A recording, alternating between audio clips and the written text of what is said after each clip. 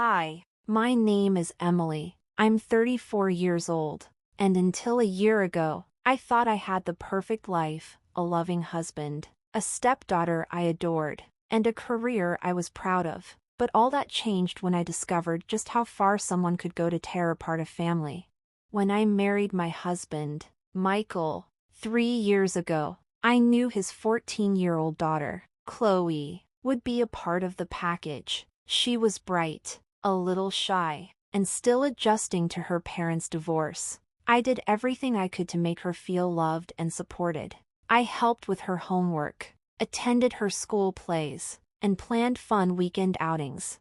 But as time went on, things began to shift. Chloe grew distant, and her behavior changed. At first, I thought it was just teenage angst, but soon, I realized there was more to the story.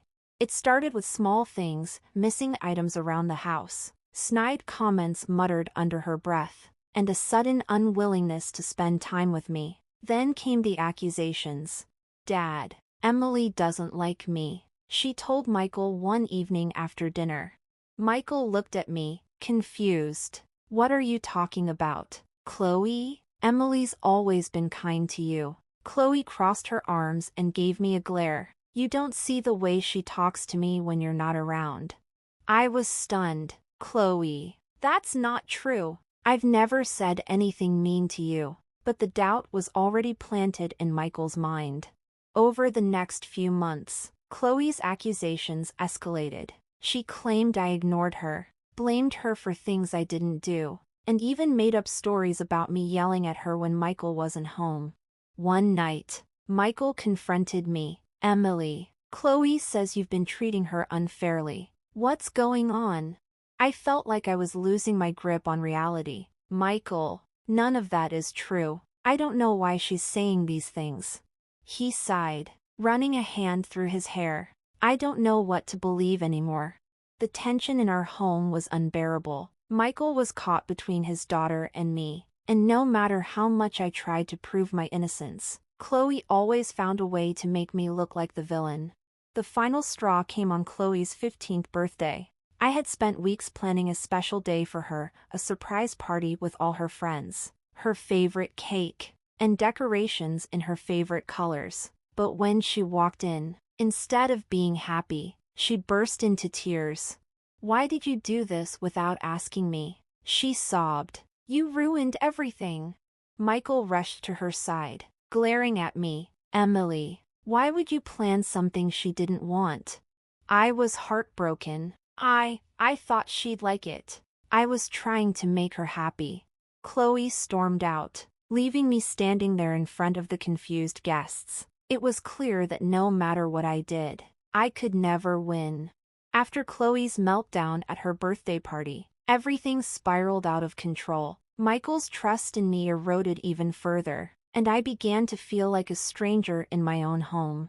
Chloe's behavior grew bolder. She started twisting my words, fabricating events that never happened, and constantly playing the victim. One day, Michael confronted me with something that left me speechless. "Chloe told me you said she wasn't welcome in this house anymore. Is that true?" I felt my stomach drop. "What? Michael, I would never say that." "She said you told her yesterday, after I left for work," he pressed, his tone sharp. "Michael, I've spent the last 2 days preparing her favorite meal and cleaning up for her study group. Why would I do that if I didn't want her here?" But no matter how much I tried to explain, Chloe's tears and trembling voice always seemed to win him over. One evening, I overheard Chloe talking on the phone in her room. Her door was slightly ajar, and I couldn't help but listen. "She's going to leave soon. I know it. Dad can't stand how she treats me. I just have to keep this up a little longer," she whispered, laughing softly. I froze in place, my heart pounding. This wasn't a misunderstanding, this was deliberate. Chloe was orchestrating my downfall, and Michael was falling for it. I knew I had to act, but how could I prove what I heard without coming across as paranoid or vindictive? Things came to a head one fateful night. Michael came home from work, his expression unreadable. He sat me down in the living room, Chloe lurking in the background with a smug smile on her face. "Emily, I can't do this anymore," he said, his voice trembling. "Chloe feels unsafe around you, and I can't have that in my house. I think it's best if you stay somewhere else for a while." Tears welled up in my eyes. "Michael, are you serious? You're asking me to leave because of lies she's telling you?" "I don't know what's true anymore," he admitted, looking away. Chloe smirked behind him, a look of triumph flashing across her face. With a heavy heart, I packed a bag and left the house that night, but as I walked out the door, I promised myself one thing: I would not let Chloe win. Staying at a friend's place gave me time to think. I went over every interaction, every argument, and every detail that might prove my innocence. Chloe's behavior wasn't just a rebellious teenager acting out, it was manipulative and calculated.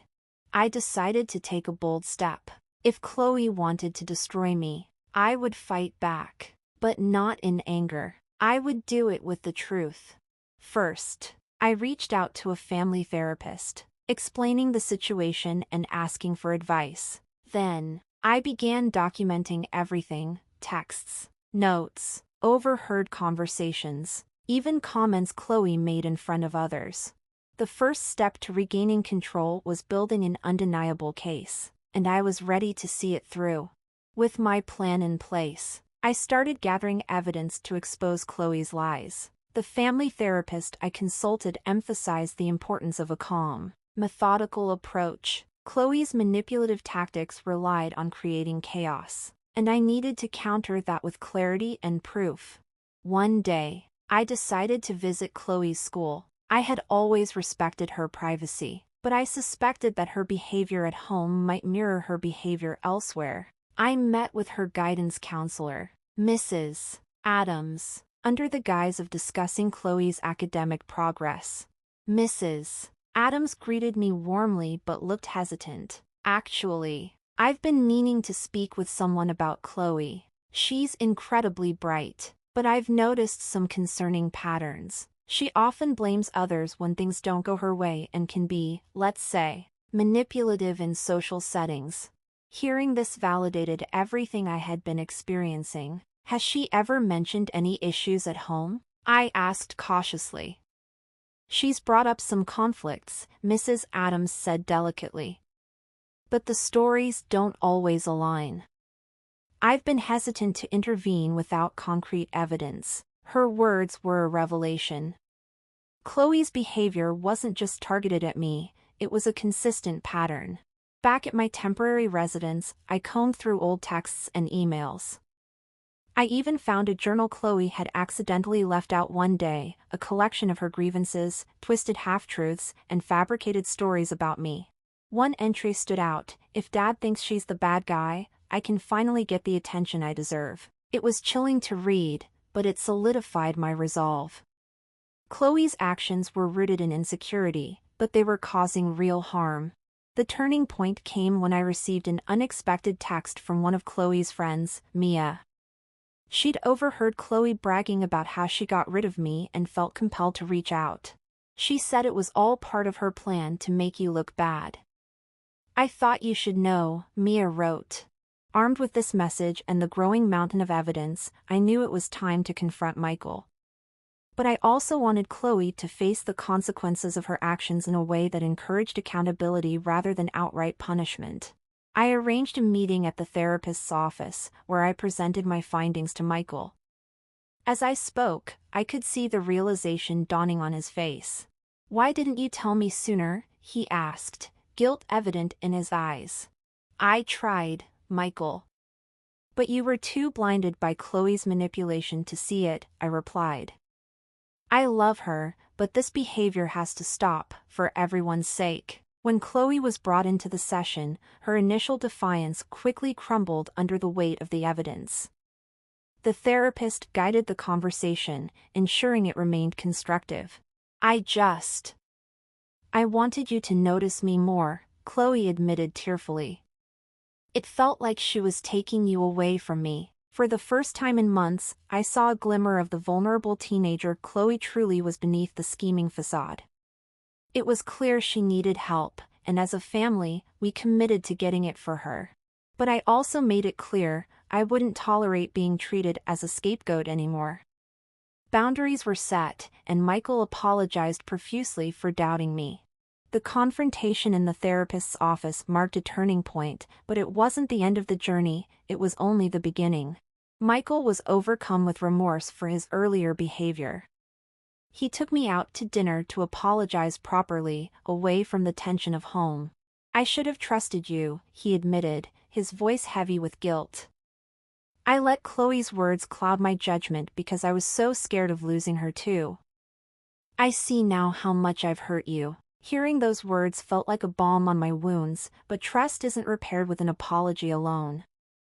I told him, "I'm willing to try, but we both need to work on rebuilding what we've lost." He agreed, and for the first time in months, I felt like we were truly on the same team. With therapy, Chloe began to open up about her feelings of abandonment after her mother left. Her manipulative behavior was a misguided cry for attention and control. While her progress was slow, there were signs of change. She began apologizing more sincerely and even took steps to mend our relationship. One evening, she handed me a card that read, "I'm sorry for what I did. I hope we can start over." It wasn't perfect, but it was a start. I also had to establish firm boundaries. Chloe needed to understand that manipulation wouldn't be tolerated. Michael and I agreed to a united front, no more taking sides. We created family rules, one of which included weekly family dinners where everyone shared their highs and lows of the week. It was awkward at first, but gradually, we found moments of connection. A few months later, Michael surprised me with a weekend getaway. "You deserve a break," he said with a smile. It was a gesture that reminded me of the man I fell in love with. Meanwhile, Chloe continued therapy and slowly began to rebuild her relationships, not just with me but also with her peers.